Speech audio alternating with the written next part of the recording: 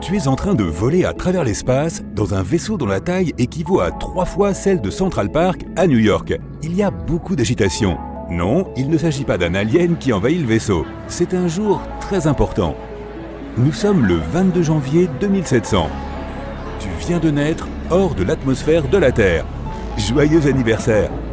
Une équipe médicale s'occupe de tout. Des gadgets futuristes t'aident dans tous les domaines. Et la vue depuis le vaisseau géant en verre de forme sphérique plonge sur l'incroyable immensité de l'espace. Tu ne peux même plus voir la Terre, le vaisseau spatial vole vers une nouvelle destination à des millions de kilomètres. Le temps de trajet pour atteindre cette nouvelle planète d'accueil est de plusieurs décennies. Avançons un peu. Tu as maintenant 25 ans et ce vaisseau spatial est le seul foyer que tu aies connu, jusqu'à présent. Tu as appris à connaître le moindre recoin du vaisseau. Tu commences ta journée dans ton dortoir qui dispose de tous les éléments essentiels. Une petite salle de bain compacte, une mini-cuisine, un lit superposé et une vue magnifique sur les étoiles et les planètes à l'extérieur du verre renforcé du vaisseau. Et tu n'as jamais à t'inquiéter des radiations cosmiques. Le vaisseau est équipé d'un bouclier magnétique perpétuel qui reflète ces radiations afin qu'elles ne s'infiltrent pas à l'intérieur. Sinon, il y aurait de gros problèmes. Le vaisseau a été conçu pour avoir une gravité artificielle. Les astronautes perdent normalement 1 à 2% de leur densité osseuse chaque mois qu'ils passent dans l'apesanteur de l'espace, puisqu'ils ne font que flotter en permanence. Mais maintenant, ou plutôt dans le futur, durant les voyages au sein de l'espace intersidéral, nous sommes capables de résoudre ce problème. Tu sors de ton dortoir et tu vois une foule de tes collègues, membres d'équipage, qui se rendent au travail. Ils glissent tous sur leur mini hoverboard dernier cri et chacun porte une combinaison futuriste de couleurs différentes. La tienne est bleue. Tu sautes sur ta planche et rejoins l'équipe bleue. Tu arrives dans le passage souterrain du transport spatial et tu commences ton travail. En tant qu'ingénieur de bord, ta mission est très importante. Entretenir le vaisseau et le faire fonctionner. Mais quelque chose ne va pas aujourd'hui. Des chiffres clignotent partout sur les panneaux et cette lumière rouge anxiogène n'arrête pas de clignoter. Tu alertes tes collègues, mais ils ne savent pas non plus ce qui se passe. Vite, tu continues à vérifier les journaux de bord et toutes les équations compliquées, mais rien ne correspond. La panique commence à se répandre dans tout le vaisseau. Les poils de tes bras se hérissent. Tu essaies de cliquer sur autant de boutons et d'interrupteurs que tu peux. Le bourdonnement devient de plus en plus fort, la lumière clignote de plus en plus vite, certains de tes collègues s'enfuient. Et tu te retrouves tout seul dans la pièce rouge. Soudain, ton superviseur arrive enfin en courant pour t'aider. Après un moment, tous les deux, vous arrivez enfin à comprendre. Ouf, c'était -1. Tu as encore beaucoup à apprendre sur la gestion du vaisseau. Depuis tes premières années, tu as été affecté au poste d'ingénieur. Tu étais doué pour la physique, la chimie, les mathématiques. C'est juste une autre journée au bureau. Mais sur ce vaisseau, tu deviendras peut-être capitaine un jour. Après le travail, tu reçois un appel de tes amis qui veulent se détendre. Et quand on dit appel, on parle d'un appareil sophistiqué qui permet de communiquer avec n'importe qui tout en voyant toutes ces données à travers une projection holographique. Tu peux aussi l'utiliser pour écouter de vieux airs de la Terre. La pop est maintenant devenue de la musique classique et les films sont désormais des projections 3D de ta propre imagination. Tu sors du passage souterrain et tu montes sur la place interstellaire. C'est là que tout le monde se retrouve pendant le temps libre. Il y a des cafés, des restaurants, un salon de coiffure et même un marchand de glace. Tu n'es jamais allé traîner ailleurs. Le vaisseau spatial ressemble à une petite ville qui possède toutes ces choses dont la société a besoin. Cela inclut une biosphère pleine d'animaux et de plantes provenant de différents écosystèmes de la Terre. Des mini-forêts tropicales, des mini-déserts, des mini-montagnes, tout ce que l'on peut imaginer. Les biologistes à bord s'assurent de garder tout cela en équilibre pour que tu te sentes comme à la maison, même si tu n'as jamais mis les pieds sur Terre. Tu entres dans la savane et tu vois quelques gazelles galoper. Des gnous semblent paître et une petite meute de lions est à l'affût. Dans la jungle, tu sens l'humidité des feuilles et tu es entouré d'épais arbustes. Quelques gorilles jouent et tu aperçois de petites grenouilles arboricoles ça et là. Et tapis dans les arbres, descendant pour boire une gorgée d'eau, c'est un jaguar. Tu passes ensuite dans le désert où tu croises des chameaux errants, un petit serpent à sonnette qui se faufile pour échapper à la chaleur et des scorpions qui rampent dans le sable. Tu as appris beaucoup de choses sur la biologie ces 25 dernières années. Tu sais tout sur la Terre, mais tu n'y es jamais allé. C'est bizarre. Après la visite des habitats naturels, tu entends une annonce au haut-parleur, c'est le capitaine. La nouvelle planète est à quelques heures d'ici. Nous arriverons plus tôt que prévu. Préparez-vous à l'atterrissage. À bord du vaisseau, tout le monde se précipite vers son dortoir, sauf les membres d'équipage nécessaires pour faire fonctionner le vaisseau.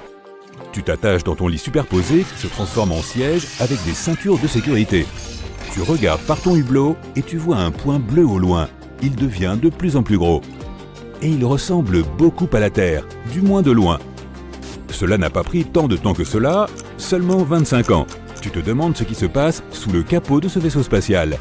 Tu revois ta vie dans l'espace en sachant que cette première partie touche à sa fin. C'est un peu comme vivre au pôle Sud. Tout en bas du monde vit une petite communauté de scientifiques qui travaillent entre l'hiver et l'été, faisant toutes sortes de recherches, du climat et de la géologie à la météorologie et l'astronomie. Leur vie doit être similaire à celle que tu mènes ici dans l'espace. Ils ont leur propre bunker, leur laboratoire scientifique et même des salles de loisirs pour le sport et la musique. La nature sur la planète dont tu t'approches ne ressemble en rien à celle de la Terre. Des arbres tropicaux s'élèvent plus haut que les plus hauts gratte-ciels. Les océans sont secoués par des ouragans qui durent des années. Le pilote annonce l'atterrissage. Tout va bien, il est temps de se mettre au travail. Tu te détaches et sors pour voir la nouvelle planète par toi-même. Marcher sur la terre ferme donne l'impression, d'arriver sur une nouvelle planète. L'humidité est palpable et le vent est chaud. Le vaisseau a atterri dans la zone tropicale de la planète, qui est, selon vos études, le meilleur endroit pour bâtir une toute nouvelle colonie. Cela ne va pas être facile. Les humains bâtissent généralement de nouvelles colonies à côté des lacs et des rivières. Pense aux Mésopotamiens, aux Égyptiens, aux Aztèques. La liste est longue. Ils ont commencé par de petites colonies jusqu'à ce qu'ils deviennent des méga-civilisations à part entière. En commerçant et en explorant, ils ont pu faire progresser leur technologie, apprendre de nouvelles langues et découvrir des recettes de cuisine géniales. Tu mangerais bien des pâtes et des sushis en ce moment. Selon les scientifiques, naître dans l'espace pourrait modifier l'apparence des humains. La tête des nouveaux humains pourrait être plus grosse d'ici des milliers de générations. Qui sait? Il n'y a aucun moyen de le simuler sur Terre. Nous pourrions même avoir de nouvelles couleurs de peau, puisque nous aurions besoin de plus de mélanine, cette substance pigmentaire qui nous protège des rayons du soleil. En étant plus près du soleil, ou de toute masse de gaz brûlant, nous produirions plus de mélanine ou des types différents de mélanine afin de nous protéger. Nous pourrions devenir brun foncé, violet, gris ou même vert. Il faudra attendre quelques millions d'années pour le découvrir. Supposons que l'humanité soit confrontée à une énorme menace venue de l'espace. Une pieuvre géante arrive dans notre système solaire et mange Vénus, Mars, la Terre et toutes les autres planètes à l'exception de Saturne. Nous décidons donc d'aller nous installer sur cette planète aux anneaux gigantesques. Par chance, nous disposons déjà de la technologie nécessaire à un tel voyage. Nous embarquons dans nos vaisseaux géants et décollons vers Saturne. Vivre sur la planète elle-même est impossible, car elle n'a pas de sol à proprement parler. Nos vaisseaux ne pourraient pas y atterrir. Saturne est une boule de gaz géante 9 fois plus large que la Terre. À titre de comparaison, visualise une pièce de 5 centimes à côté d'une balle de baseball. En outre, son atmosphère se compose essentiellement d'hydrogène et d'hélium. Essayant d'atterrir, nous n'atteindrions jamais la terre ferme. Et plus nous nous enfoncerions, plus la pression augmenterait, nous réduisant finalement en miettes. Il ne nous resterait donc qu'une seule option, les fameux anneaux. Des particules de glace et de roches de différentes tailles qui tournent autour de la planète à une vitesse phénoménale. Il s'agissait à l'origine de comètes que la gravité de Saturne aura fait dévier de leur trajectoire avant de les broyer. En s'accumulant, ces fragments sont ensuite venus former les anneaux que tu connais si bien. Certaines de ces particules sont rapides, d'autres plus lentes. L'anneau D est le plus proche de la planète. Ensuite, il y a les anneaux C et B. Après ça, il y a un grand espace appelé division de Cassini. Les anneaux A, F, G et E se trouvent derrière. Cette classification nous permet de cartographier les anneaux. Nous en approchons donc, mais nous n'osons pas tout de suite y atterrir. Il faut d'abord y envoyer des robots à des fins d'analyse. Nous choisissons une zone à l'intérieur de l'anneau E.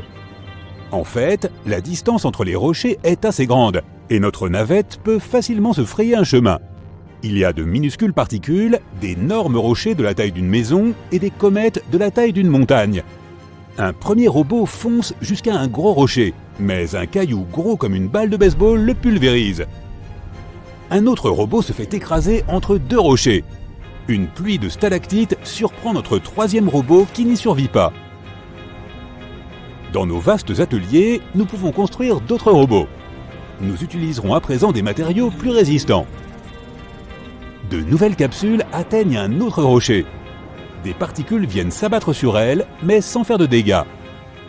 Nous parvenons donc à établir une petite station où nous pouvons nous installer. Mais très vite, un gros morceau d'astéroïde détruit notre projet. Il semble que nous devions changer de stratégie. Nous scannons le voisinage de l'anneau E et calculons les trajectoires de ces milliards de pierres. Au milieu du chaos, nous découvrons quelques cailloux qui, selon nos calculs, devraient rester intacts suffisamment longtemps. Nous atterrissons sur ces gros rochers et commençons à nous y installer. Nous construisons des stations alimentées en électricité par de puissantes batteries. Saturne se trouve à une distance de 9,5 unités astronomiques du Soleil. Une unité correspond à la distance entre le Soleil et la Terre. Il fait donc assez froid sur Saturne. Voilà pourquoi elle est entourée de tant de glace. Comment obtenir l'énergie nécessaire pour la réchauffer? Nos grands vaisseaux n'y suffiront pas. Et des panneaux solaires seraient inefficaces. Nous sommes trop loin du Soleil. Nos scientifiques conçoivent donc un moyen de générer de l'énergie à partir de toutes ces particules. Comme avec un moulin, le vent entraîne ses ailes et le mouvement est converti en énergie. Nos ingénieurs construisent donc des panneaux afin de recueillir l'énergie des particules. Et leur vitesse ne ralentit jamais, car c'est la gravité de Saturne qui les fait tourner. Nous disposons donc d'une source d'énergie presque illimitée. Des plantes produisent de l'oxygène sur certaines stations grâce à la photosynthèse. Mais au lieu de la lumière du soleil, elles puisent leur énergie dans les ultraviolets. Ensuite, les gens remplissent de grands réservoirs qu'ils transportent jusqu'à leur domicile. Nous commençons à occuper les anneaux adjacents. Pas besoin d'utiliser beaucoup de carburant pour aller d'un endroit à un autre. Tu peux te poser sur un rocher, calculer sa trajectoire et attendre qu'il t'amène à l'endroit voulu. Ensuite, tu peux passer sur un autre rocher et ainsi de suite jusqu'à atteindre ta destination. De plus en plus de gens quittent leur vaisseau pour se rendre sur les anneaux. La vie s'améliore, mais certains souffrent de problèmes psychologiques. Ce mouvement constant dans le vide rend les gens un peu fous. Imagine-toi vivre sur un carrousel qui ne s'arrête jamais. Tu ne peux pas te rendre au supermarché quand tu veux, il faut attendre qu'il passe. On ne peut pas sortir se promener, même en combinaison spatiale, parce que tous ces cailloux volants sont dangereux. Et on ne peut pas faire de projet, car un morceau de glace peut nous tomber sur la tête à tout moment. Et les ordinateurs ne nous aident pas beaucoup. Ils ne peuvent pas calculer la trajectoire de tous ces corps spatiaux. Les rochers ont tendance à se fragmenter en des centaines de petits morceaux. De nouvelles comètes arrivent tout le temps et s'ajoutent aux anneaux. Tout cela nourrit un sentiment d'incertitude et d'anxiété. Et puis il fait sombre, froid et on se sent très seul dans ces anneaux. Tu voulais construire une base sur un objet spatial? Ton meilleur ami a atterri sur un autre rocher distant de